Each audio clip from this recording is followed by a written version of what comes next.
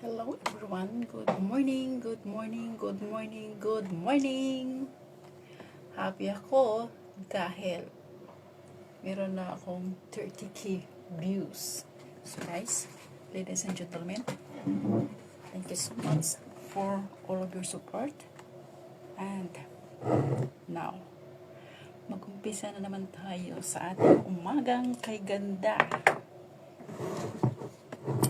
Drink coffee moderately, Nescafe. So ito, magkape tayo guys bago papasok sa trabaho.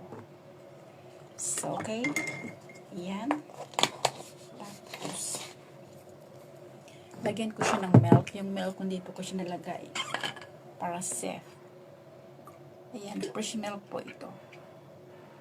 So maraming salamat sa mga sumusuporta sa akin, lalong-lalo na sa aking advocacy ngayon, sa pagtulong ko sa inyo na huwag kayong magpabiktima sa imposter na pretend Prince Hamdan Paza.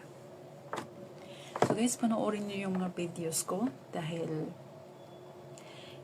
sinubukan ko na rin makipag-chat ng imposter Prince Hamdan Paza's profiles in TikTok.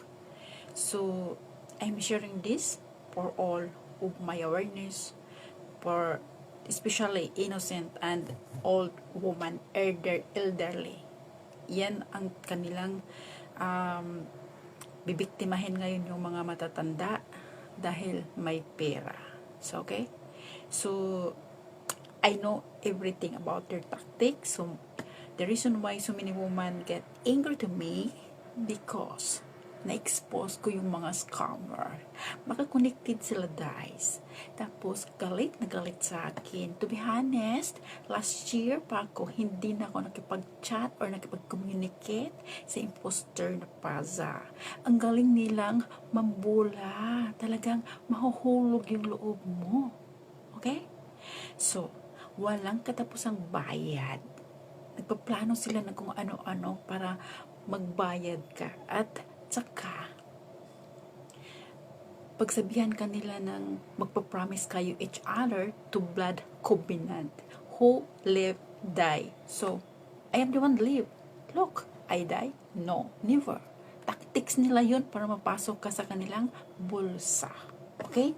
So, be vigilant. Ang akala mo, pag nangutang ka, sa isip mo, mabawi mo. But no. Thank you.